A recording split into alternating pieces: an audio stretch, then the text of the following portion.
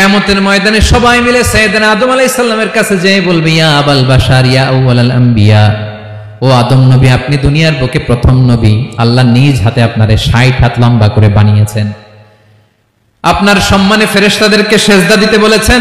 দুনিয়ার প্রথম নবী, প্রথম মানুষ আপনি। আপনি আল্লাহর যে সুপারিশ করেন যেন আল্লাহ বিচার শুরু করে। আদম আলাইহিস সালাম বলবেন, আমি পারবো না, কারণ আল্লাহ আমাকে একটা নিষিদ্ধ গাছের কাছে যেতে নিষেধ করেছিল, আমি ভুল করে এই গাছের ফল খেয়েছি। নাফসি নাফসি, আজকে আমার কি হবে আমি জানি না, আমি বড় লজ্জিত। আমারে যদি আল্লাহ জিজ্ঞেস করে কেন খাইছিলাম, আমার কোনো উত্তর নাই। তোমারে বাঁচাবো কেমনে আমি? নবীরা থারথার করে কাঁপবে সেদিন। আদম আলাইহিস সালাম বলবেন, আমি পারবো না, মাফ করো আমাকে, আমি পারবো না। ওই যে ভুল করে গন্ধম খেয়ে ফেলেছে, নিষিদ্ধ গাছের ফল খেয়ে ফেলেছে, আমি বড় লজ্জিত, অনুতপ্ত, আমি পারবো না।